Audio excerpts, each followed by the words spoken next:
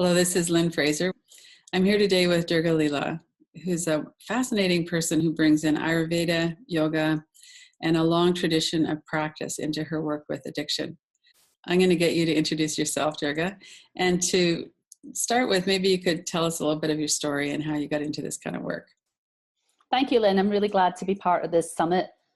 Scott and I and a few others were down in the Bahamas ashram on the recovery symposium that we offer there every year. So I was really glad to hear more about his work and this summit in particular, which is of great value to people.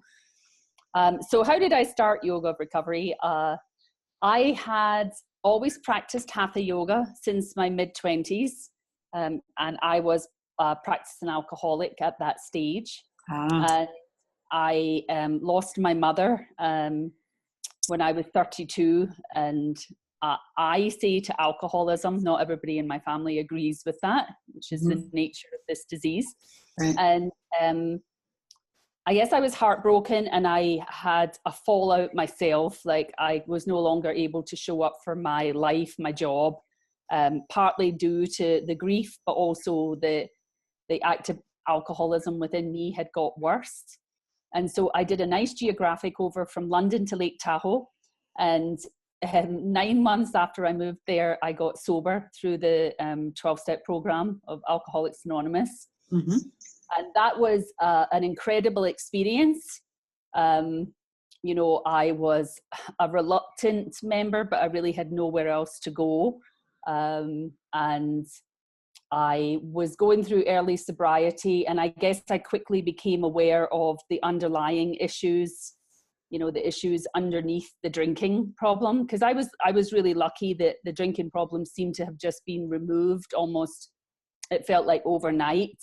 But I had to kind of come back and emerge into a life that I was to live, you know, without these crutches.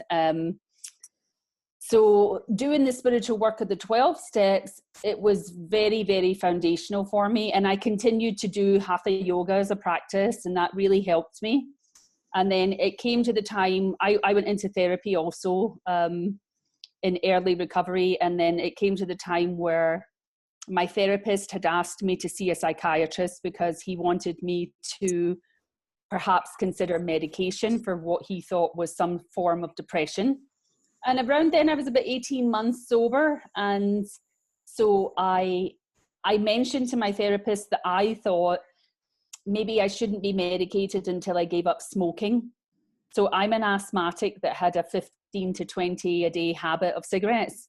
So sometimes I would take a puff on my inhaler and then light up a cigarette and then finish the cigarette with another puff on the inhaler. And I knew, especially having moved to Lake Tahoe, I knew that this wasn't exactly the life that I had aspired to. Right. And so it was a deathly addiction that I had, and I couldn't see a way to deal with it.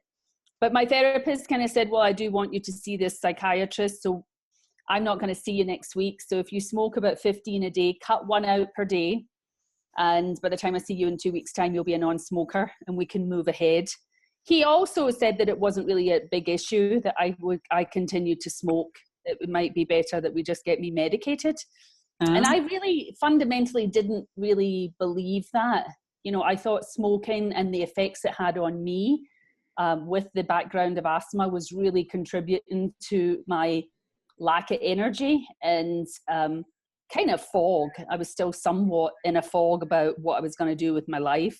So a friend recommended that I go down to an ashram as a smoking rehab. So that's what I did. And I went back to that ashram very quickly afterwards because I wanted to hear more about this science of Ayurveda that I had just been introduced to. And I heard my second talk on Ayurveda from Mark Halpern, who runs the California College of Ayurveda. And I just had this eureka moment. That's what I needed to do. I needed to study Ayurveda specifically to bring it to people with addictions, because I really felt people needed this physical component in the recovery path. And I was thriving on the 12-step spiritual path that really had helped me. I think it's miraculous.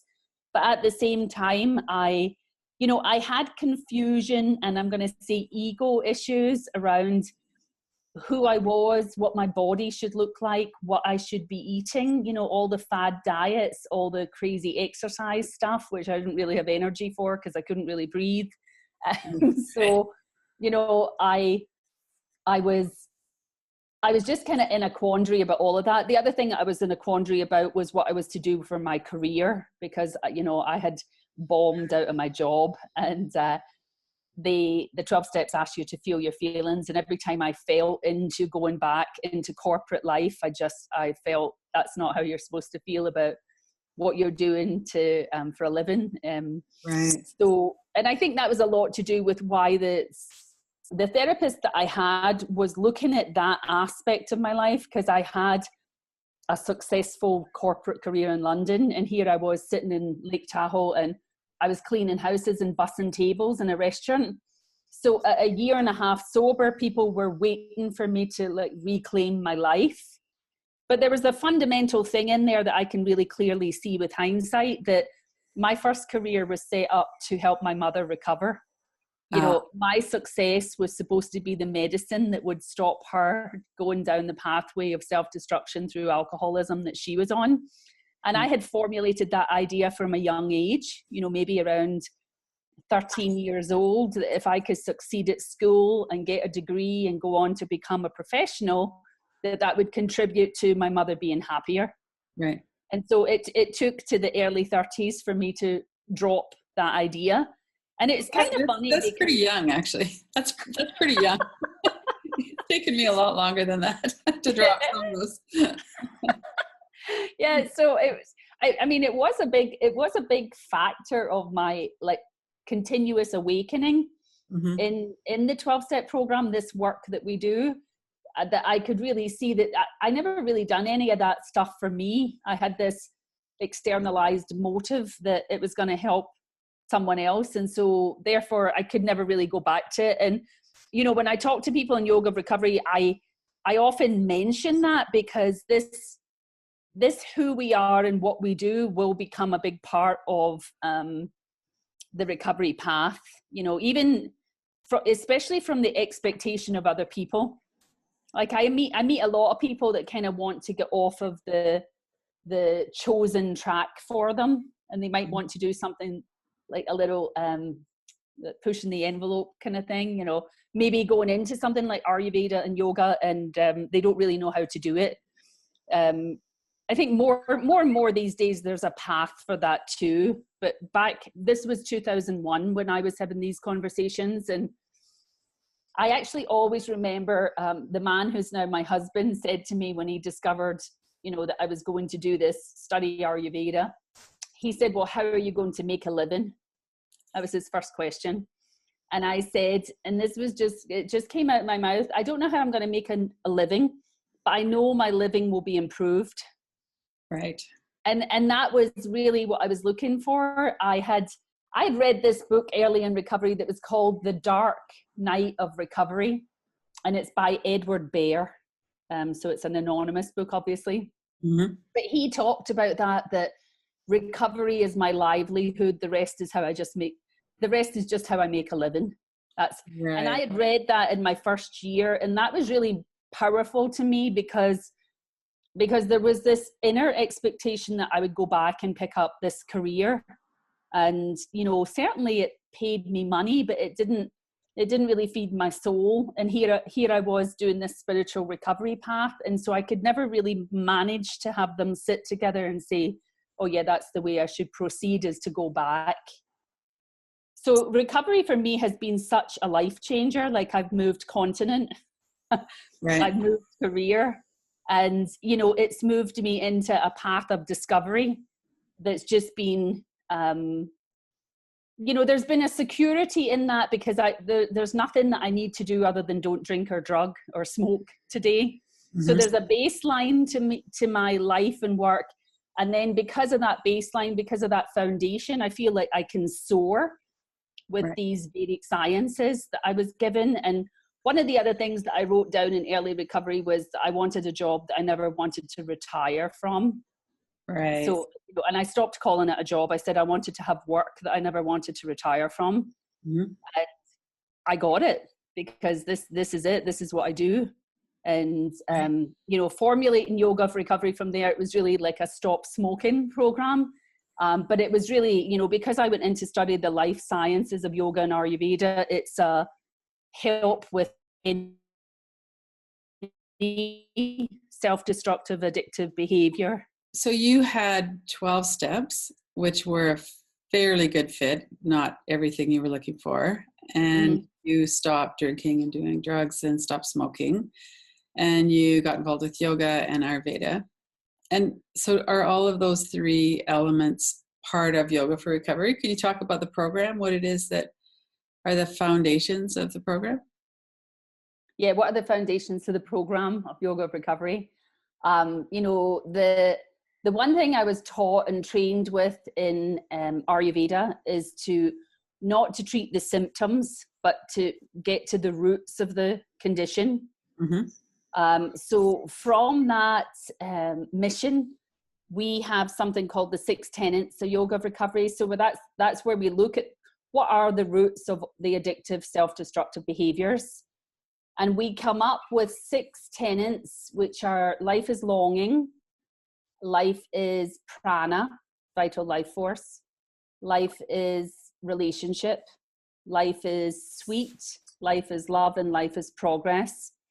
And then each of those tenets, they're pointing to the yoga that allows us to use the inherent energy that we have in a more conscious way. And so the other thing about Yoga of Recovery was I was really aware, and I heard people say it all the time, that once my 12-step friends began to know that I did yoga, they would come up to me and say, oh, yoga's so interesting, but I can't do it. And I've never been much of a pretzel yogi, like a bendy, flexible type. My teacher at the ashram always jokes that we're going to take pictures of me doing asana, because that I'm not the one that can immediately put their head on their feet or something. So, but what it felt like to me was it always felt good physically, but it brought me to a level in my kind of emotional stress state that was relaxed, that was okay. And there was never really an explanation for that. But the other thing is that I was really aware that yoga was more about meditation, really. And so I wanted Yoga of Recovery to be there for people who say they can't do yoga. So to this day, I have people saying, I'm kind of interested in your retreat, and can I come because I don't do yoga? And I'm like, yeah, you can definitely come. It's okay that you don't do yoga, because again, the media image of yoga is this almost like extreme bendy types, and all difficult postures. So that was another thing that I really wanted to represent. And what my lineage is a integrated system of yoga. So we have the different paths of yoga to do with service and devotion and disciplined practice and inquiry. Right. So those things are represented when we say the roots of the behavior are here. So the roots of the behavior are that we are seeking, and then those yogas resolve that seeking by giving us practices, but really giving us an allowance for the inner self that is trying to express itself in a more conscious, creative, authentic way. And so therefore, that's what Yoga of Recovery is mostly about from the yoga perspective. And of course, when I was listening to the first person I heard speak about Ayurveda, the first thing that really, really got me about that was the constitutional model. So in Ayurveda, people have a unique constitution, and it's described as a certain balance of the elements of air, fire, water, the 5 elements including ether and earth as well. And then it's given to us as what we call the biological forces of the doshas. So we will refer to people as a vata type or a pitta type. And when I first heard that in Ayurveda, I really, really recognized that. And I had a very profound relation to that as a description of who I was. So I could really recognize myself in the description of the dosha types. And that to me was like, it was a major key in the door, because before then I had the inherent sense of a faulty self. You know, this person who couldn't, like, I had habits that I didn't want to have. I didn't seem to have like the self-control or the willpower, you know, all those things that we come up against in active addiction.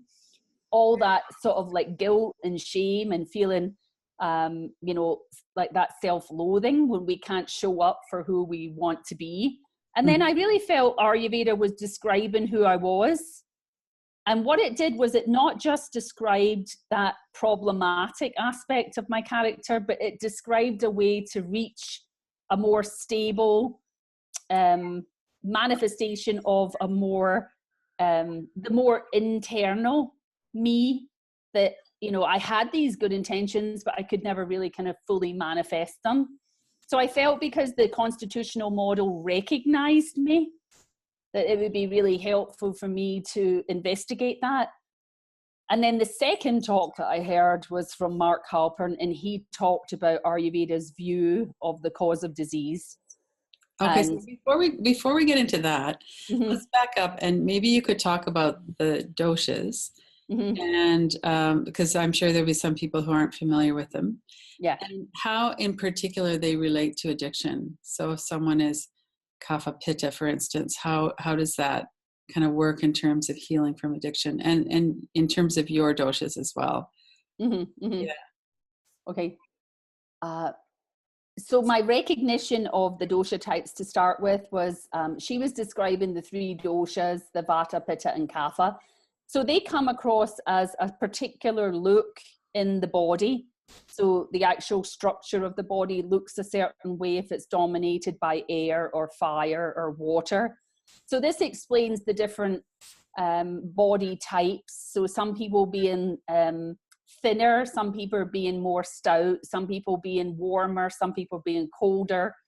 The look of the skin, the eyes, the hair, the bones, everything. And so what I had at that point was I could really see myself in the fire type.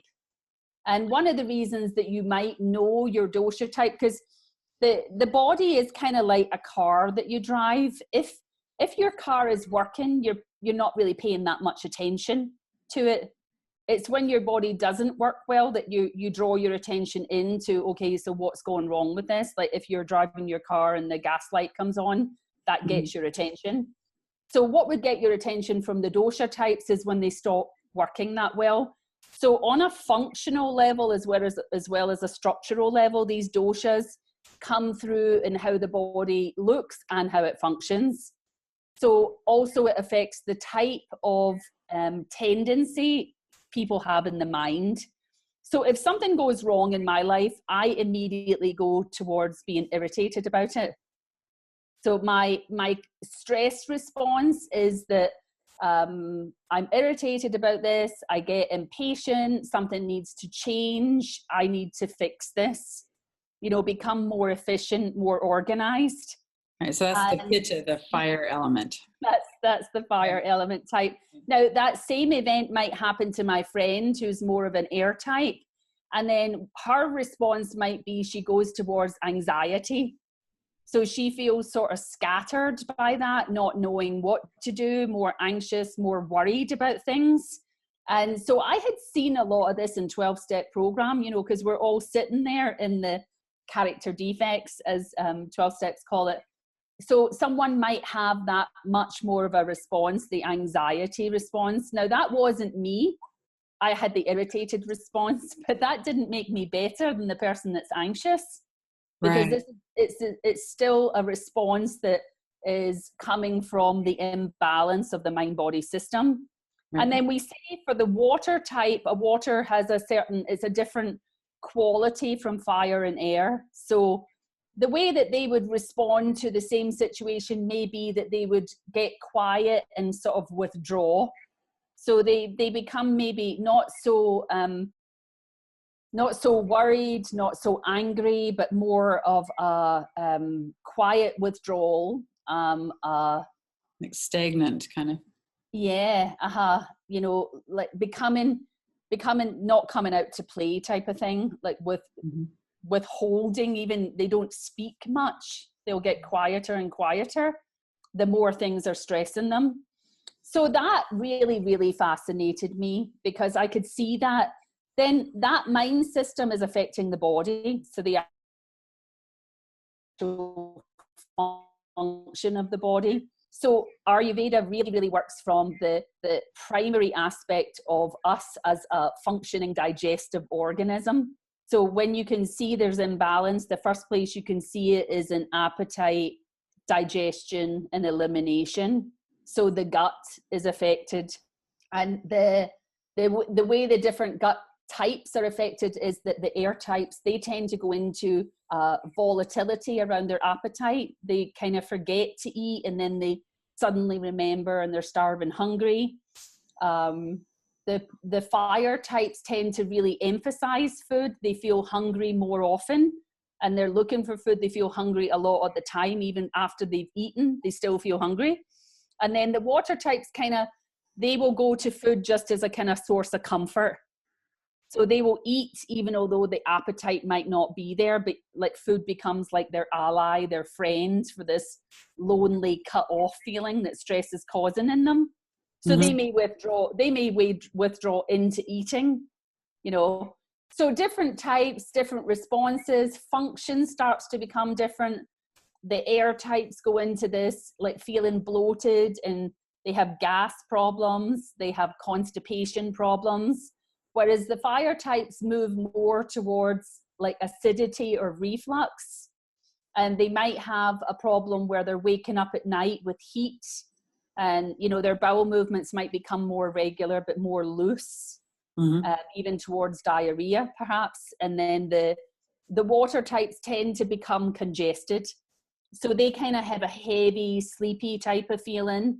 They become almost like exercise resistant, because they're dealing with like more, we would say, mud, more phlegm, more congestion in the body. So we know them to be the less active of the types to start with, but as their metabolism starts to work in relation to the stress response that they might be showing, which is the kapha, the water response, then what you've got is this congested, heavy feeling.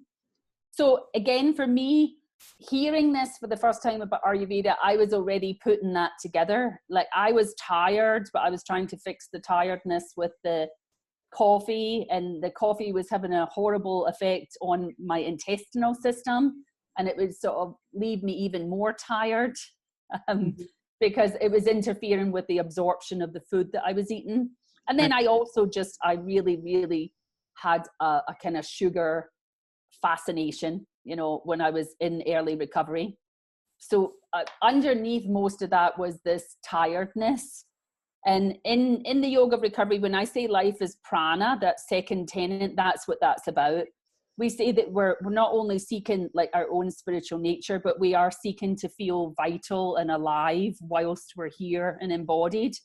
So there's a lot of seeking around what we call the prana state. So we say that you could be tired or wired or in pain or stressed. And those pranic states are leading to coping mechanisms of stimulation, sedation, what did I say? Self-medication and instant gratification. And everybody's doing that to a certain extent in our society. And then, you know, it depends what you're turning to and how often you're turning to it when that becomes, is that an addiction? And this has got to do with, for some of us, this has got to do with the cross addictions, the underlying addictions that are part of this.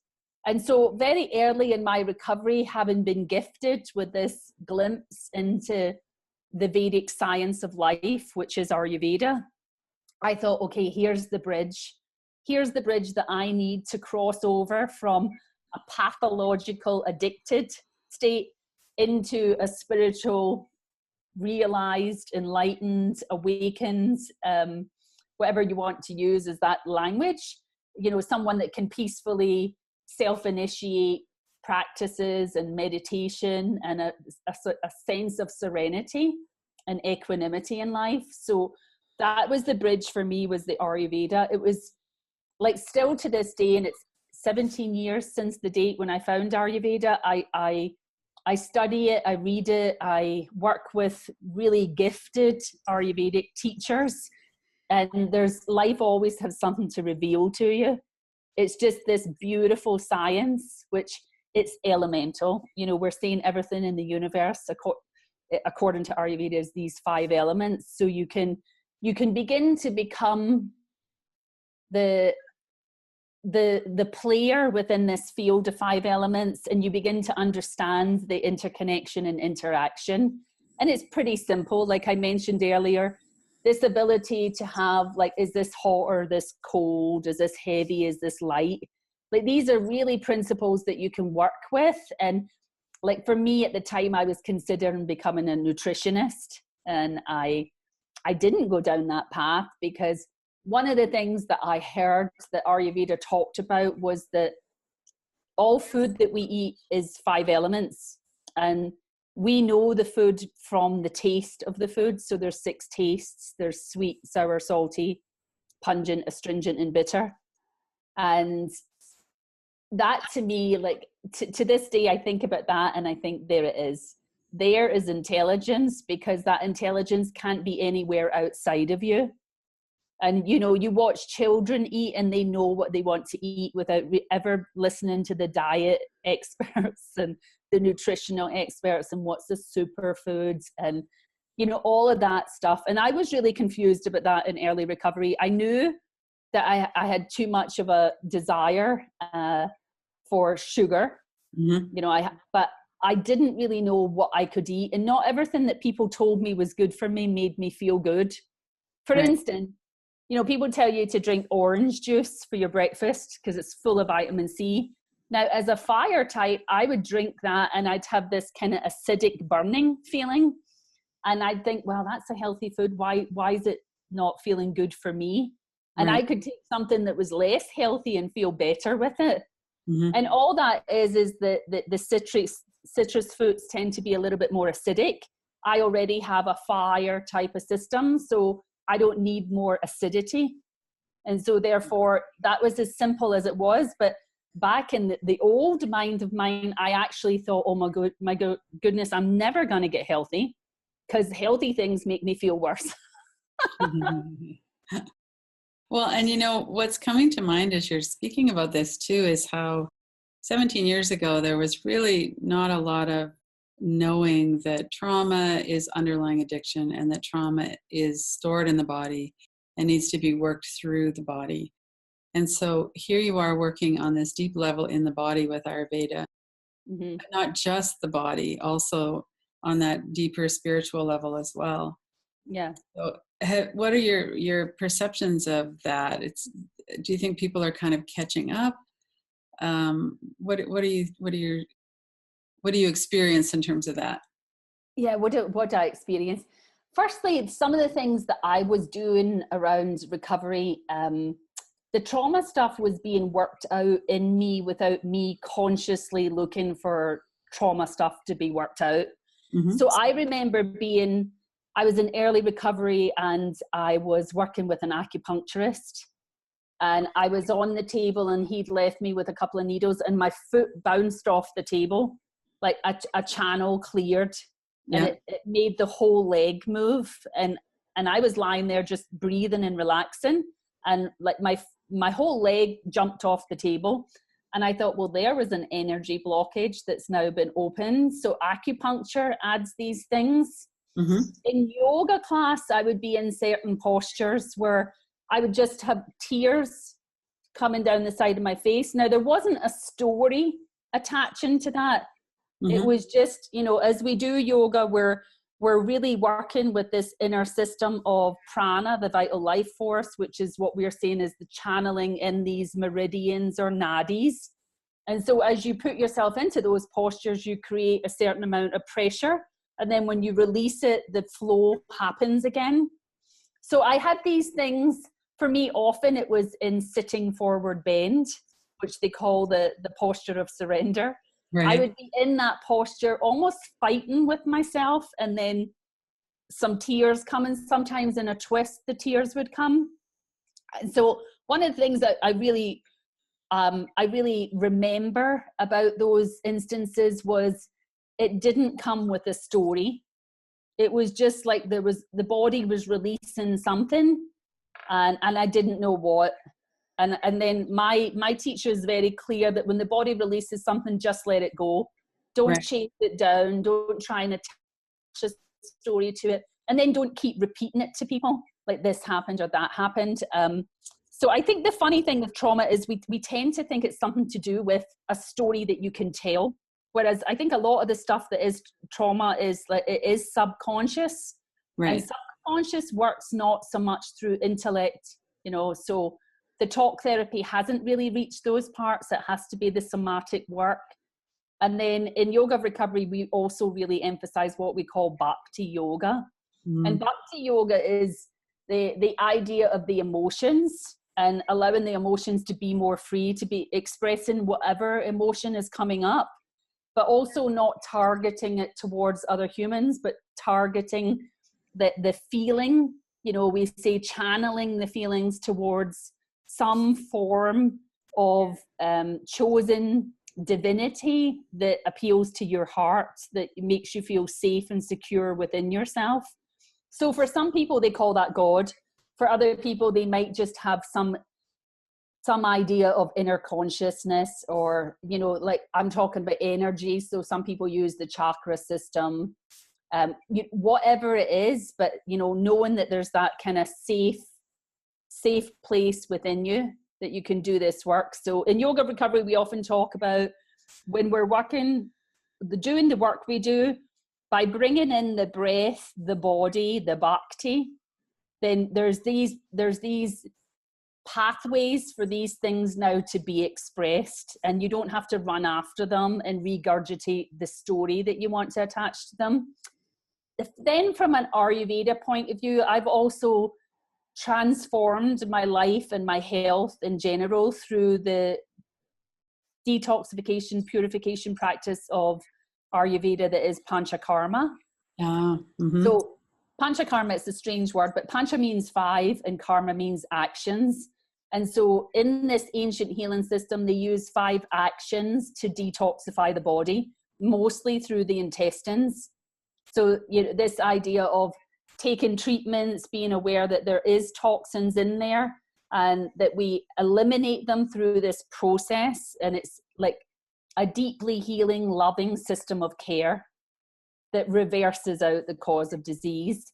Now, that's generally seen to be a physical thing, but it's also to do with emotions.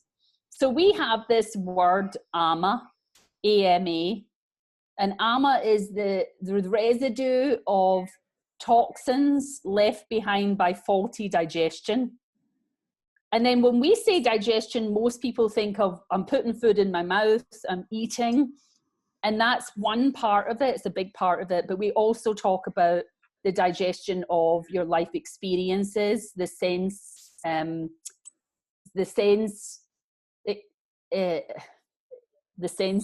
that you brought in through your sight, the sound.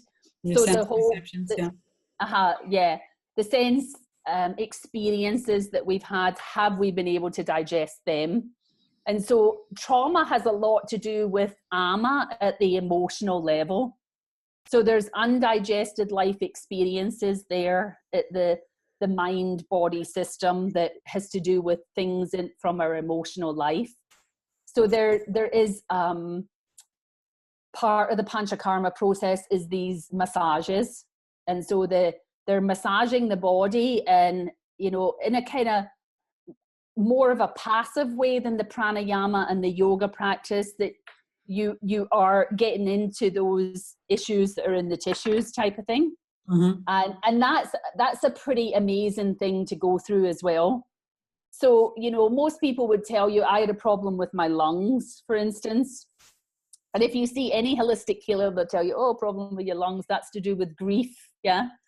And, you know, how can I explain that to anyone that, yeah, okay, so my father died when I was 5 and I became asthmatic when I was 7.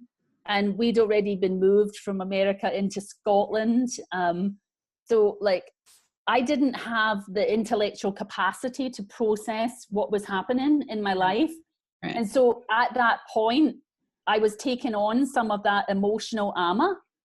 And after all these years of doing both yoga, pranayama, the asana practice, the panchakarmas, that now I don't have asthma. I'm off of asthma medication that the Western doctors told me I would be on for the rest of my life. In saying that, I still have what I call a weak space in the body that is my lungs. So any stress or any like becoming run down, that's the first place I feel it. So again, that's been really so helpful to me that I've been able to purify and work out some of these things that were both physical and emotional, toxic residues from life events that is not the fault of anyone else.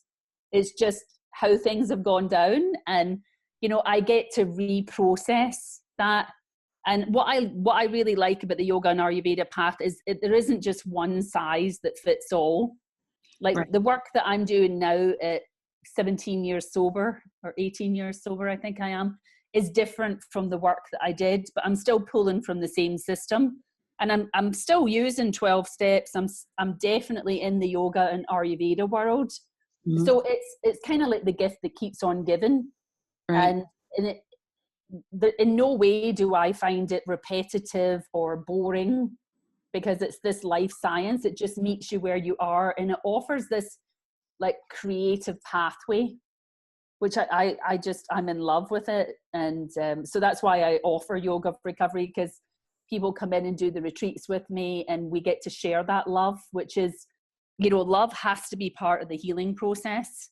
Mm-hmm, mm-hmm. You know, and Ayurveda will love you back to health. True. It's such a practical science. You have this kind of a format of looking at all of the elements and how they interact, and how we fit into that, and what the remedy could be at any given time. Yeah. So if you take, I know there's no such thing as a normal addict, but if you take kind of a common experience with addiction, we've got underlying trauma we haven't dealt with. We might have years of alcohol or drug abuse. Our system is really dysregulated. Mm-hmm. So what would be a pathway in for someone who's like that, and perhaps not really willing or able or has the capacity to really work with their emotions yet? It's just too scary to go from their head to their body. Yeah. So one of my understandings about this is that when you have a person that's, you know, just coming out of like the behaviors that have been holding them in place, that there's two main paths that will help them. So one is the path of the hatha yoga practices. So show up at a yoga class, and it can be any yoga class, and do what the instructor's asking you to do in that simple way of moving the limbs in coordination with the breath and according to your own ability. So of course, one must look at all the different types of yoga styles that are out there these days, but actually allowing yourself, like, you can tune in online to some yoga classes and set yourself 10 minutes to go through that. Because as soon as you move the body, you're activating that intelligence of the pranic life system that is living you. Right. And you don't have to give this a lot of thought, you know, to put your arm up, to move it this way, to do this.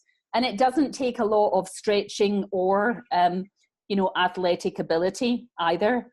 I taught once in a 12-step retreat, and I taught a very simple yoga class. And then the next year I went to the same retreat, and this woman came to me and said, "Oh, hey, do you remember me from last year? I took your class." And I didn't remember her from last year. And I thought, I don't know that I've ever seen you before. And she said, "Well, maybe you don't recognize me because I lost 100 pounds in weight." And she said she'd come to that yoga class, and I had her lying, and she moved her right leg. You know, I said, raise your right leg up as far as you can have it, and then exhale and bring it back down to the floor. And she said in that moment, she remembered what it was like to move freely in her body. And something happened then that she said, I'm going to drop all the food that I eat that impairs free movement in my body. And so she said she didn't diet. She just ate breakfast, lunch, and dinner. And she prepared the food. And the food was fresh food, not processed, packaged, or from fast food joints, and she lost 100 pounds in a year doing that. And she said it was all from that memory of moving freely. So that prana, that life force that is living us, get to know it through the pranayama and asana practice. And that can really be simple. We can have you lying down on the floor and just bring your awareness to the breath, and that can shift things for you. And then from there, you can go and go and go into becoming like a beautiful hatha yoga practitioner, where you can impress people with your headstand or your handstand, as most of us like to do. And I often look at that part of the hatha yoga and remember how much it relates to being free in your body.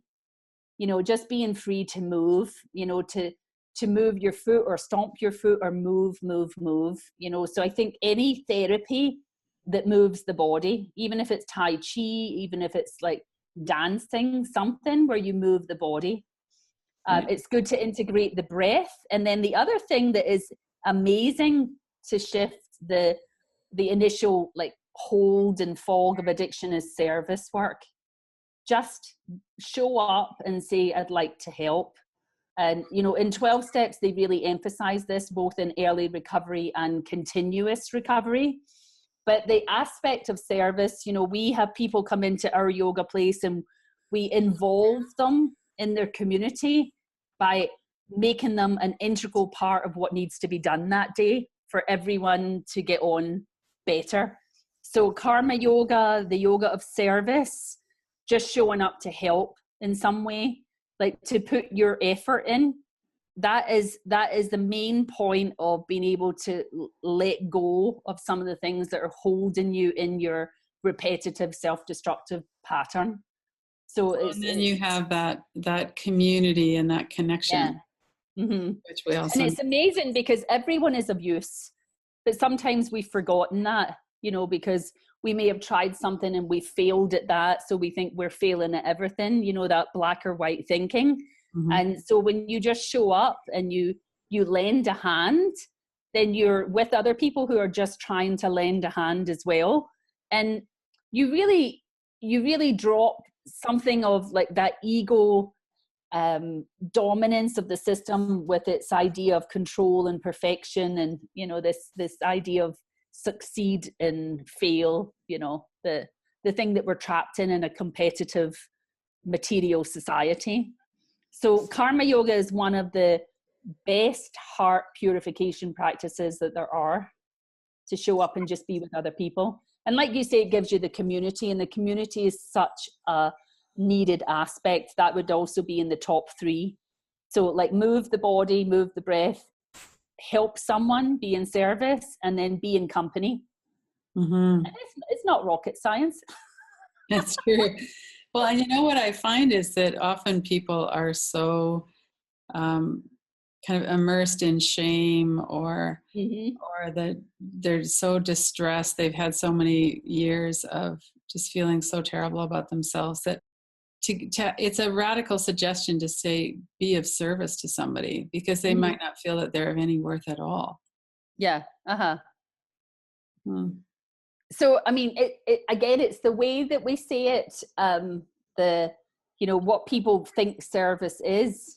If we were really true about what service is, that it's us showing up to help each other, and the thing that's getting done is an aside to how we're doing it. And that's one of the things that I have learned in like the spiritual path of yoga, that it's not the thing that you're doing, it's the intention, and it's the ability to show up and do something that you don't know how to do, or that's beneath you, or, you know, that there's so many parts to that. I mean, I've learned so many lessons about it, but like what it really comes down to is just being able to be in the action that you're taking right at that moment. Because most of us are not in the current action, we're in the result that will come from that action. Right. And then once you have that appointment with the future and the results, then you're bound to be disappointed. So it's bringing you back into action in the present moment. And there's something about that that's just, it really shows you something about yourself. Again, we could go back to the dosha types and you can see what they attach to action. So I can often joke with the people on my retreats, because when we send them to do karma yoga, like washing up the dishes and things, then, you know, they come back and we say, did you learn something about yourself? And, you know, a lot of them will say, well, I was the best person there. I did the dishes the best. You know, there could be a more effective, efficient system. Okay. And then we can say, well, then you're talking from your aspect of fire, because, you know, that's what fire people do. They immediately go in and want to make everything a little bit more efficient, a little bit more fast, you know, whereas the water types will be there and they'll be getting the life story from someone that's standing beside them and really getting into a relationship role with them. And so like they're finding out about who their community is by doing that. And then the air types are there, and you know, they're usually meeting everyone, being fascinated by everyone, thinking, oh my, I want to stay here for a year because all these people have all these like amazing things that they could teach me. I'm interested in all of this. Right. So the action awakens, even if it is like this entrenched personality, but it awakens that. It reminds us that we are people of action, you know, that the yoga itself tells you what it's about, because we would say in Ayurveda that a lot of the diseases of addiction are karmic in nature, you know, that we've come into this, it's like a spiritual cause of the disease. And so therefore only action can reverse out that. And by action, we get to know who we are. And so that helps us understand the way we trip ourselves up with our own expectations. Well, and that's a really strong antidote to being caught up in thought all the time, too. Oh, yeah. Yeah. I think I love the 12-step saying of you can't think your way into right action, but you can act your way into right thinking. Yes. And that to me is one of the summaries of what service and karma yoga is about. That you just show up and you do what you can, and then you see everybody's doing what they can. And someone might be able to do more than you, and that person is willing to help you learn how to do something. And so I watch young people in the retreat places that I work in just really come into a sense of self and confidence, and, you know, a sense of offering, like just turning around, telling someone else how to fill a sink and put dishwater in it, and or how to make, like, I love this, how to make soy milk or rice milk and things, which I always thought you just bought at the store. Right. But, you know, these young kids at 18 and 25 are showing me, this is how you do it. It's really easy. I'm like, wow, you guys are amazing. So, and they really build a sense of self and a sense of confidence through that, which is really nice, especially that a lot of our service work is about feeding people and making the space clean and nice to do our practice in. So we all benefit from it equally. Right. So it's a really nice thing. And that's what in yoga recovery I have chosen to offer them, mostly from pretty well established spiritual retreat centers. And so it's an embedded part of the thing is that we're all equal and we all help in our own way. And so there's something about that stops this hierarchy feeling, you know. So a lot of people, they feel part of, and that's exactly what we want to get away from, is that isolating shame feeling. Right. So that those are the things that we would say recommend. Right. Near the beginning, you talked a little bit about ego. You just referred to ego. Would you be interested in talking a little bit about your journey with ego? And in particular, I'm interested in the spiritual depth of yoga, and maybe even the spiritual practice in the 12 steps, whatever you might want to say about that. Yeah, it's such an enormous subject around the ego subject, but it is at the core of it all. Every day I think of this from the yoga perspective, that the fundamental belief is that we are all one consciousness, that we are all whole and perfect as we are. And what we see played out with all these diseases and psychological troubles is the manifestation of the thought patterns of the mind and the sense of separation that comes from our ego process. And one of the things I love about Ayurveda is that it says ego is a process, it's not a thing. It's every time you attach the I am, and I am female, I am this age, I am this nationality, I am this role that I'm playing. Every time you attach that and identify yourself too strongly with any of those, you're going to get into problems because they are not your true nature. So the thing that yoga talks about is these afflictions, which is kind of interesting that it almost rhymes with addictions. Right. But the afflictions of being the idea of ignorance of your true nature, the wholeness and perfect true self that you are. And so from there, moving into what I like, I'm going to run to and identify with. And then what I've identified that I don't like, I'm going to run away from. So I'm going to react and resist and run away from these things, even retaliate if you accuse me of being that. And then alongside that, we have this idea that our life is going to expire as such. So we cling to the mind-body system, the thing that is changing, and we want to have that as eternal and perfect and unchanging, which is our nature, but is not the nature of the mind-body system. So the whole of yoga says there is this witnessing capacity from the true self, and it is the one that witnesses these changes, both the positive and the negative. And so yoga constantly wants us to stand steady in that nature. And so that's one of my favorite definitions of addiction is medicating our sense of separation. So this sense of separation, anything that we do when we're over-identified as the separate ego self, then we'll use anything to distract ourselves from the pain of the suffering that is the separate self, that stress. But yoga says that's an illusion. So I get to play with that every day. I think it's funny because I was talking to a friend today, and this is one of my things. I let my hair go grey. And so sometimes when people meet me with my husband, they've asked if it's my son. Oh. And so there's nothing more damaging to your ego than that. It happens when we were in Thailand together, and it happens when we were in Vietnam together. And now, you know, we're going to India in December. So I'm thinking, I know it's going to happen there too. And so, you know, when you're standing there, and that's when you really become aware of your ego, because we say in yoga, not this body, not this mind. Right. And right. so what you really notice how attached you are to the body-mind system when someone says something like that.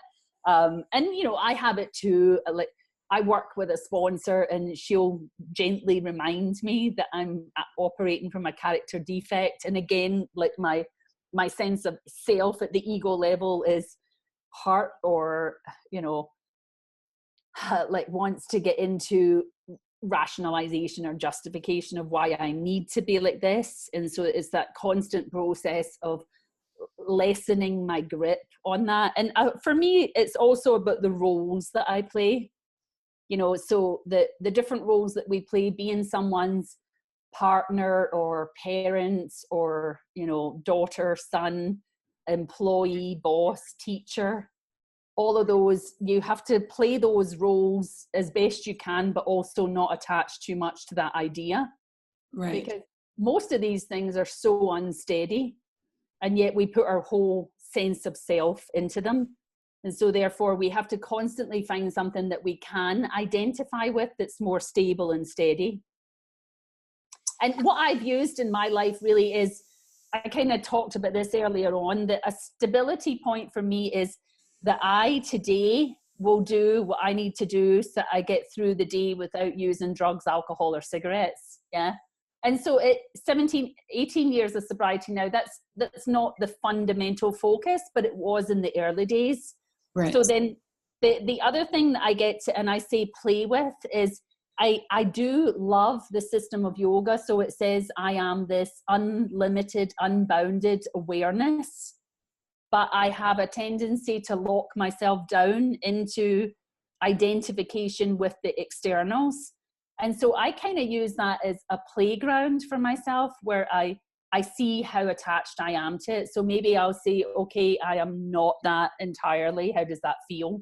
And so then I go into the feeling state of me being a thing or not being a thing, like having a glass or the glass being broken, and who can be okay with those states. And so that's my playground these days, which is interesting when you feel into it. And that really is feeling into the body and Right. using these tools of Ayurveda. Like, does that feel heavy or tight or constricted? Does that feel tingling, expansive? Does it feel numb? Does it feel heavy? All of those things. So I get to internalize what I think a lot of people use Ayurveda as this externalized thing. Like these qualities, okay, popcorn as a food is light and yams are heavy. But like, what does it actually feel like embodying those qualities? So that's my playground, quality playground. That's pretty cool. Well, and you reminded me of the woman who moved her right leg and then made those huge changes just with that exploration of freedom in her body, remembering freedom. Because the prana has all the intelligence and it knows it's in flow.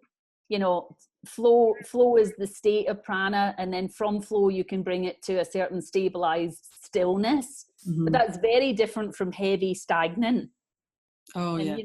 We know this from our own sense capacity. And so if we can bring our senses to sense into the sensations in the body, especially where the mind is creating those blocks or tensions or obstructions, then we can feel into that. And we often say that the fear acronym, so it's, flip everything and run. And in yoga recovery work, we say fear, the positive aspect is to feel everything and respond. So it's really feeling into it. Right. And that just takes a minute or two. And we're getting back to the somatic. Somatic, in yeah. the body. Yeah. Cool. So what I'd like to finish with is, if someone is new to recovery or just wanting to go into recovery, what would you suggest would be a few things that they might start with? So someone's new in recovery, what would you start or with? maybe even just starting to think about going into recovery. Where would they start? So I would talk from all I know, which is my personal experience. I find so much value in the 12-step programs because they are more available than any other system, and they're free. And there's maybe 10 to 20 to 40 people in the room. And so your chances of being able to hear something that moves you or that you relate to is great. Like, rather than a one-on-one having to pick the right professional and pay over that type of money. Although I would encourage anyone to go into like mental health care licensed professional practice too, and do some of the deeper, more intimate work with people like that. And then, just go to a yoga class and look in your local newspaper and see who's got some, if it's not yoga, some movement class. And I'm saying the 12-step program because that is my personal experience, but I also present in conferences called Multiple Pathways to Recovery, and there are excellent people in the other group peer support recovery groups like Life Ring and Smart Recovery, and all the other different groups that are now available. And I think the first thing to do is really just to pick up the phone and speak to someone. Right. So maybe before you can actually walk out the door and be ready to show up in a room full of strangers, like maybe get online to a summit like this, which you've already done, find some meetings online and pick up the phone and talk to someone. Like my friend works for the Samaritans, and I remember calling the Samaritans when I was younger because I was just beside myself and didn't really know what to do. I didn't think I was suicidal. I just needed to talk to someone. Mm-hmm. So even things like that, you don't have to be suicidal to call helplines like that. Right. And as you begin to speak it, you will release a lot of the suppressed emotional congestion just by speaking it. And that's totally anonymous, and you don't yet have to leave the house. But if you can let the words escape, you know, and say a few things that need to be said, that you could really change the energy that's been holding you down. And know that we people who are on the path of recovery, that we hold you in our hearts and in our prayers, because, you know, we know what it's like to have been there. You know, I personally could never ever say my name's Kathy and I'm an alcoholic. You know, it was like impossible for me to say it because I was in that deep addiction denial system, but I knew it in my heart of hearts.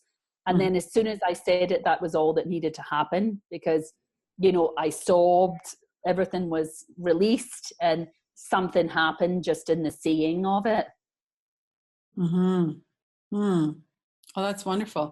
So how would people get a hold of you? What's your website address? Is that the best way? Yeah, definitely. So the website address is yogaofrecovery.com.